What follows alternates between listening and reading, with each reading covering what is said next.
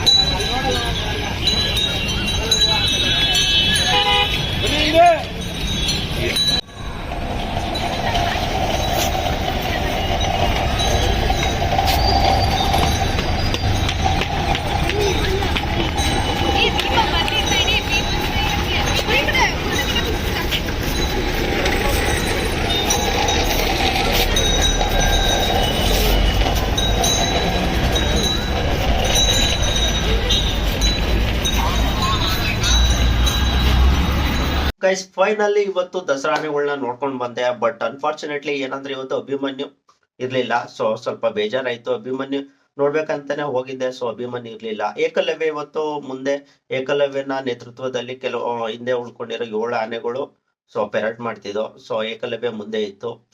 ಅರಮನೆಯಿಂದ ಬನ್ನಿ ಮಂಟಪದವರೆಗೆ ಇವತ್ತು ಪೆರೇಡ್ ಇತ್ತು. ಸೊ ಆಬ್ವಿಯಸ್ಲಿ ನಿಮ್ಗೆ ಗೊತ್ತಿರೋಂಗೆ ಮಾರ್ನಿಂಗ್ ಅಂಡ್ ಈವ್ನಿಂಗ್ ಇರುತ್ತೆ. ಸೊ ಇವತ್ತು ನಾನು ಮಾರ್ನಿಂಗ್ ಹೋಗಿದ್ದೆ, ಸಾಧ್ಯ ಆದ್ರೆ ಈವ್ನಿಂಗು ಹೋಗ್ತೀನಿ.